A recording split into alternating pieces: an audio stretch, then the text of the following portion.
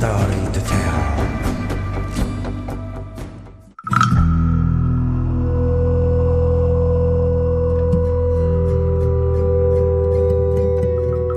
For the Indians, Russia has been the strongest and most important defense partner, with strong ties dating back to the Soviet era.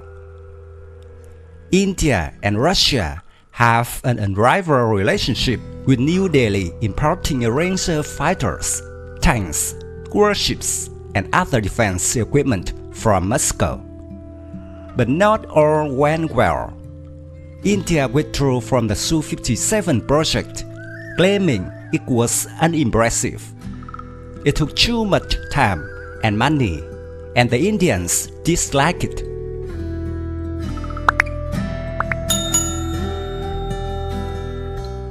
New Delhi has ordered a large number of Russian tanks, but at the same time expressed dissatisfaction.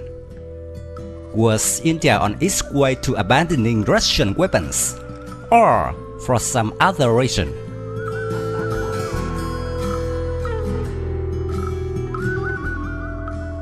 An agreement was signed in New Delhi in early November 2020.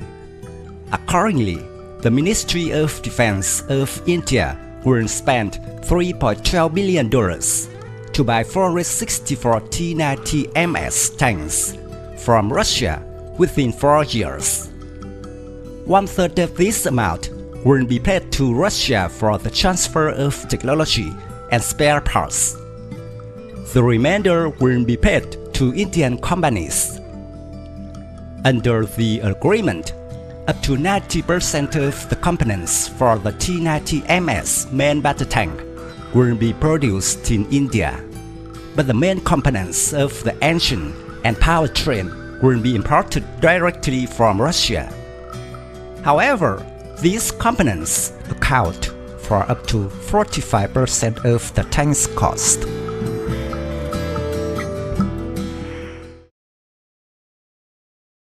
With a number of 464 T-90MS, enough to equip 10 tank regiments of the Indian Army. The first 64 T-90MS main battle tanks will be delivered in no more than 3.5 years from the date of the contract signing. Production progress is at 120 vehicles per year, or 10 units per month.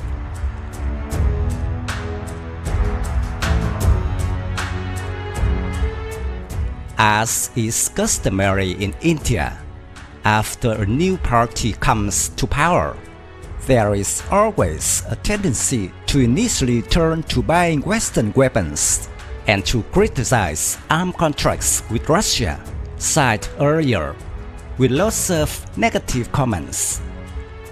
There are indeed very unreasonable allegations when they say that 80% of localization of T-90MS tank production in India is very small and must try to produce entirely in India.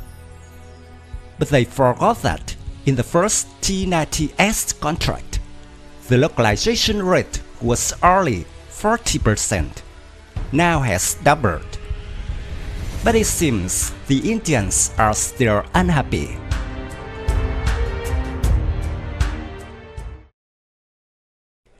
India's strength in the foreign policy also affects all areas of military technical cooperation with Russia, especially in the field of aircraft procurement. India has withdrawn from the joint project to build the fifth-generation Su-57 fighter, saying it is not a fifth-generation fighter. According to Indian Air Force officials, the Su-57 was too expensive, poorly engineered, and powered by old and unreliable engines. The AL-41F engines fitted to the Su-57 were unreliable. The radar was inadequate. The airframe was poorly built, with serious implications for the jet's star profile. And in light of these defects, $6 billion was too much to pay upfront.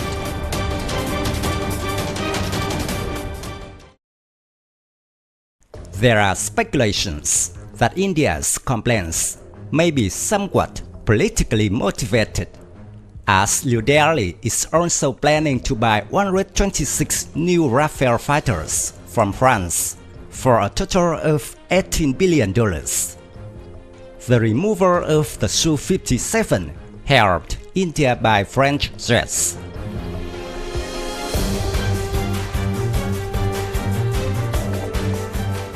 But in the tank sector, India has nowhere to turn to, because the Indian Ministry of Defense has no choice but to buy Russian equipment. This is not only due to price, quality, but also preferential policy, technology transfer from Russia to India. Just by looking at the numbers, we can see how big India's dependence on Russian tanks is. 2,000 Ajaya tanks, the localized version of the T-72 of the Soviet Union, and 1,500 Russian T-90MS tanks. Meanwhile, only 240 Arjun tanks are developed and produced by India.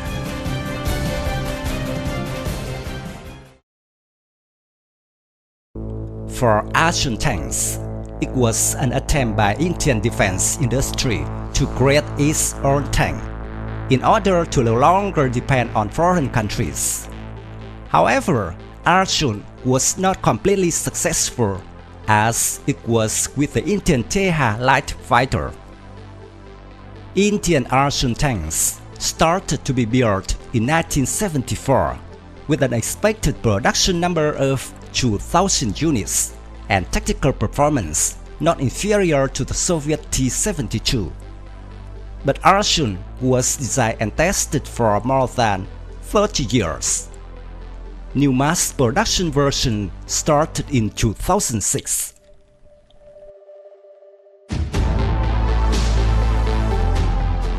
But when the production of 124 vehicles was produced, the program was stopped because the quality was too low, did not meet the requirements of the Indian Army. At the same time, designers cannot abandon foreign components entirely. For example, the 12.7mm and 7.62mm machine guns were still from the Soviet Union, with engines and powertrain purchased from Germany.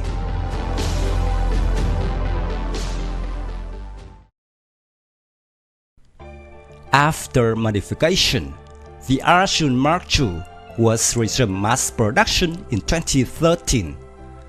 A total of 118 Arjun Mark II tanks were produced.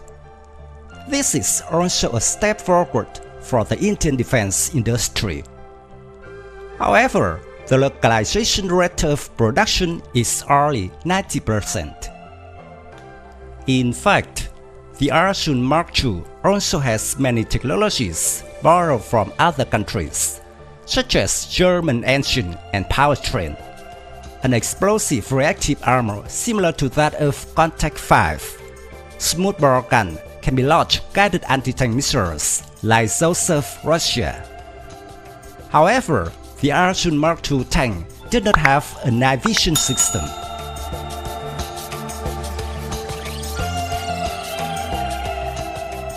In terms of price, the Arjun Mark II has an uncomfortable price. It far exceeds the price of T-90MS tanks that India imported from Russia, costing $3 to $4 million per unit.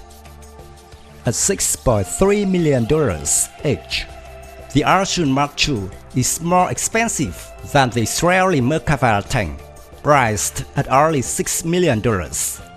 But the Israeli tank is much more modern.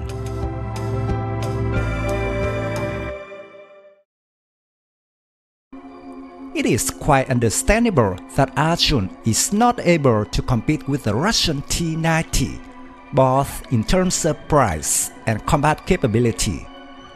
So instead of more than 2,000 Arjun vehicles, only over 200 were built.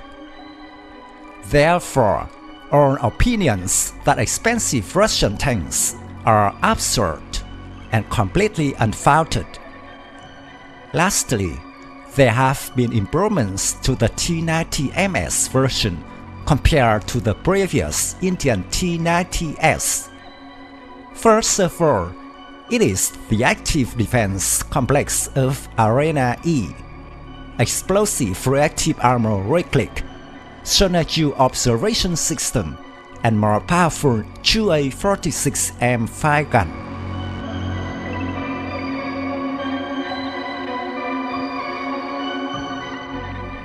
The Indian military has commented that the Russian T-90 tanks are terrible fighting vehicles, saying that they are technically faulty and therefore the actual use in the combat situation is huge question mark.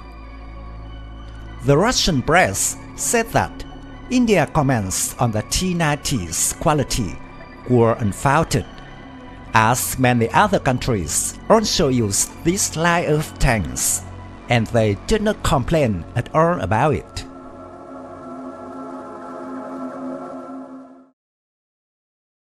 There is speculation that it is possible that the quality of the T-90 Bhishma tanks, domestically produced by India under a Russian license, is not up to the standard. Besides, it is not excluded that this is just a price suppressing tactic of India, because this South Asian country is preparing to receive the production line of the upgraded T-90MS version.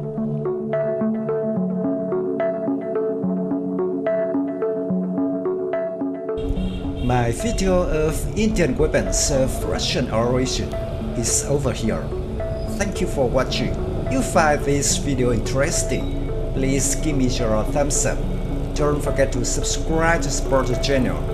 Goodbye and see you again in the next videos.